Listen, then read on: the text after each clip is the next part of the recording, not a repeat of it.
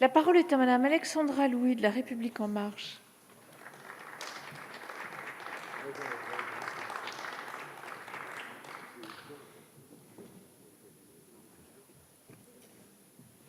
Madame la présidente, monsieur le ministre, madame la présidente de la commission des lois, monsieur le rapporteur, quelle justice pénale voulons-nous pour nos enfants? C'est à cette question que nous allons devoir répondre. Et la réponse que nous y apporterons nous engage, mais engage surtout l'avenir de ces enfants. Pour répondre à cette interrogation sociétale, il nous faut d'abord nous rappeler qui ils sont. En premier lieu, je ne suis pas de celles et ceux qui affirment avec une certaine nostalgie que la délinquance juvénile de notre temps serait plus importante que celle d'avant. Je ne pense pas que la jeunesse d'aujourd'hui soit pire que celle d'hier. Je crois qu'elle est simplement très différente et qu'elle s'exprime et vit dans une époque qui ne ressemble à aucune autre. On peut évoquer sans doute un rajeunissement de ces mineurs délinquants et des formes de délinquance nouvelles. Notre réponse pénale doit s'adapter à la réalité contemporaine. Plus précisément, qui sont les enfants qui enfreignent la loi? Je les ai souvent rencontrés dans ma vie d'avocate. Et je dois dire que si tous ont le point commun d'avoir, malgré leur très jeune âge, beaucoup vécu, chacune de leurs histoires est singulière. Il y a ceux qui sont interpellés pour des actes isolés et pour lesquels le passage devant un policier, devant un magistrat, suffira à stopper net la dérive. Il y a l'adolescent en rupture familiale et scolaire, celui qui fugue le soir, s'en va siphonner de l'essence pour faire des tours en scooter sans casque, avant d'aller fumer un peu de cannabis et dont les parents n'arrivent plus à imposer la moindre autorité. Et puis il y a ceux qui se sont inscrits dans un parcours de délinquance, souvent très jeunes, pris notamment dans l'engrenage du trafic de stupéfiants, à 11 ans guetteur, à 14 ans vendeur, charbonneur, pour un avenir des plus incertains, mus par l'appât du gain, la quête d'une reconnaissance ou d'un cadre qu'ils n'ont pas par ailleurs. Ce qui est le plus heurtant est que certains s'ancrent dans une forme de nihilisme qui consiste à vivre d'heure en heure, de jour en jour, sans le moindre sens donné à leur existence.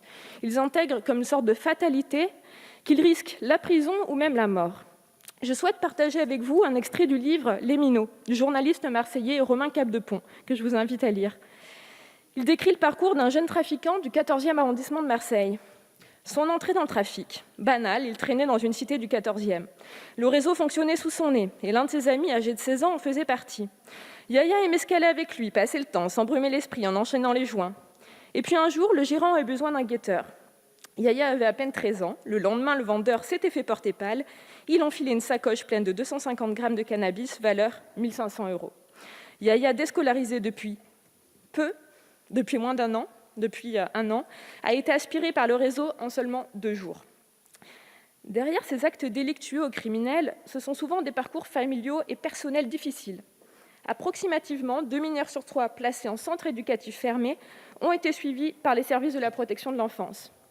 Cela n'excuse pas le passage à l'acte, mais permet de comprendre et de travailler pour éviter la réitération. En outre, 1 adolescent sur 5 souffrirait de troubles mentaux selon un rapport du Sénat de 2003. C'est donc à cette diversité de faits, de parcours et de personnalités qu'il faut pouvoir répondre, et ce, dans l'intérêt du mineur, mais également de la société. Pour y apporter une réponse, gardons-nous des propositions simplistes et des raisonnements manichéens, dans un sens comme dans l'autre, qui ont sans doute la vertu de contenter une part de l'opinion, mais qui en réalité ne résolvent absolument rien. Pour lutter contre la délinquance des mineurs, il nous faut composer avec ce que nous avons. C'est tout d'abord notre héritage de principes, qui constitue le socle de l'ordonnance de 1945. La primauté de l'éducatif sur le répressif, la spécialisation des juridictions pour mineurs et l'atténuation de la responsabilité pénale de ces derniers. À cela s'ajoute l'intérêt supérieur de l'enfant, principe protégé par la Convention de New York. C'est ensuite notre conviction qu'il faut concilier l'exigence d'avoir une réponse pénale prompte et certaine et une réponse éducative. Et je crois qu'il serait un tort de penser que la sanction est contraire à l'éducation. Je crois que ces 2 notions sont complémentaires. Pour ce faire, nous devons disposer d'une procédure plus lisible, ce que ne permet plus la célèbre ordonnance de 1945. Ce texte, édifié après la Seconde Guerre mondiale par le gouvernement du général de Gaulle, est un symbole de progrès dans l'histoire de la justice française. Toutefois, et nous sommes tous d'accord là-dessus, je le crois, cette ordonnance réformée à une 40aine de reprises a perdu sa lisibilité et une part de sa cohérence.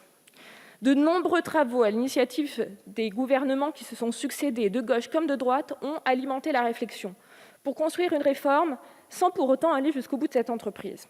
La représentation nationale a également largement contribué à cette réflexion. Permettez-moi de saluer le travail de nos collègues Cécile Untermeyer et Jean Terlier, mais également le sénateur Amiel pour son rapport relatif à la réinsertion des mineurs enfermés. Nicole Belloubet a eu le courage de proposer en 2019 la consécration d'un code de la justice pénale des mineurs. Elle a mené une très large concertation et a créé un groupe de contact en invitant des parlementaires des différentes formations politiques pour concourir à ce travail de construction. Ce projet de code est donc un aboutissement qui a été enrichi lors des débats en commission des lois. Je crois qu'il est important de le souligner. Ses objectifs sont de donner plus de sens à la réponse pénale judiciaire, de rendre plus lisible la procédure, de placer l'éducatif au cœur de la procédure et de mieux prendre en compte les victimes. Un projet de code de la justice pénale des mineurs qui redonne du sens, donc. Comme le rappelait Jean Chambry, pédopsychiatre, une réponse pénale doit intervenir rapidement dans la temporalité de la vie psychique de l'adolescent, ancrée dans l'instant présent. Or, personne ne peut se satisfaire du délai actuel moyen qui est de 18 mois. La nouvelle procédure concilie donc le temps de la réponse pénale et le temps éducatif, qui répondent, c'est vrai, à des temporalités différentes. La procédure de principe est la mise à l'épreuve éducative en plusieurs temps. Une première audience qui permet de statuer sur l'innocence ou la culpabilité du mineur, qui permet aussi de statuer sur les demandes des victimes. Puis vient un temps de suivi éducatif de 6 à 9 mois, qui permet d'évaluer le jeune et de l'impliquer dans un parcours éducatif. Il est plus facile de mettre en place un suivi éducatif une fois que la culpabilité est reconnue par la justice. Parce que dans la pratique, avant cette décision, il peut être délicat de concilier les droits de la défense, et notamment la présomption d'innocence qui permet de contester des faits, et de l'autre côté d'avoir un travail éducatif qui implique en général la reconnaissance des faits. Enfin, une dernière audience sur la sanction qui sera spécifiquement adaptée aux mineurs et qui permettra aussi de pérenniser des mesures éducatives. Ensuite, le souci de redonner du sens amène à restreindre le recours à la détention provisoire. 84% des mineurs incarcérés le sont à titre provisoire, alors même qu'ils n'ont pas été reconnus coupables. Dans de nombreux cas, ils auront déjà effectué leur peine avant d'avoir été jugés.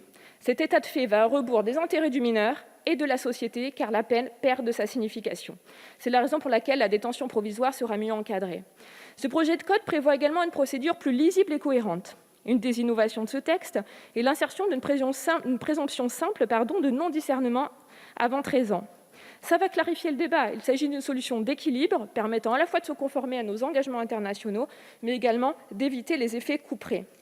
Et je le dis, en pratique, le débat autour du discernement du mineur est rarement abordé. Si ce projet est adopté, le mineur de moins de 13 ans sera présumé non discernant, sauf si le procureur démontre le contraire, et inversement après 13 ans. C'est un projet de code qui place l'éducatif au cœur de la procédure. Le projet de code prévoit une mesure éducative judiciaire unique que le juge pourra prononcer et adapter, seul ou en complément d'une peine d'ailleurs. Il disposera pour cela de toute une gamme de modules qu'il pourra sortir en fonction des spécificités du mineur et des faits. Un module réparation, un travail d'intérêt général ou un module santé par exemple.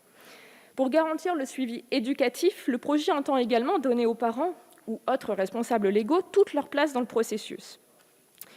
Et c'est un projet qui donne une véritable place aux victimes. Et ça, c'est important. Le parcours des victimes, dont certaines sont parfois des mineurs, il ne faut pas l'oublier, est décrit souvent et à juste titre comme un parcours du combattant. Il s'agit donc de leur permettre d'avoir une décision qui statue sur la culpabilité et sur les intérêts civils dans un délai raisonnable, qui sera en l'occurrence pourrait être entre 10 jours et 3 mois. Ce projet de code justice pénale des mineurs pose enfin, et c'est important, les premiers jalons, sans doute, en tout cas je l'espère, d'un futur code de la justice des mineurs. Il y a un travail qui a été fait, un travail de fond pour ce code de la justice pénale des mineurs, et je dois le dire, et je dirais que c'est sans doute la praticienne qui le dit, il y avait urgence à réformer cette ordonnance de 1945. Je finirai par les mots récents de Robert Badinter, votre illustre prédécesseur, monsieur le ministre, qui explique parfaitement la philosophie de la justice pénale des mineurs, et qui, à mon sens, doivent faire écho aujourd'hui. Un mineur, c'est un être en devenir. Il faut absolument conserver la philosophie de l'ordonnance de 1945, d'abord et toujours éduquer, former, prévenir. L'objectif premier de la justice des mineurs, c'est de les intégrer et de les réinsérer dans la société. Je vous remercie. Merci, Madame la députée. Dernier orateur avant la suspension, Monsieur Antoine Savigna pour le groupe Les Républicains.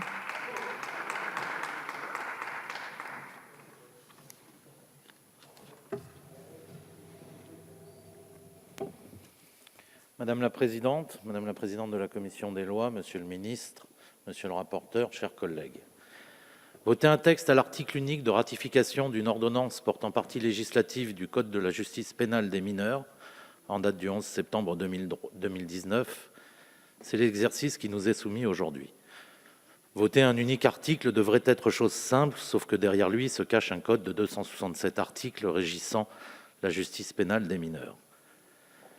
Cette évolution de l'ordonnance de 1945, tant attendue, souhaitée, appelée, aurait dû susciter l'engouement si elle ne nous était pas tombée dessus à l'improviste, sans annonce, sans concertation, en plein milieu de l'examen de la loi de programmation sur la justice, alors que les débats étaient déjà nombreux, vifs et passionnés.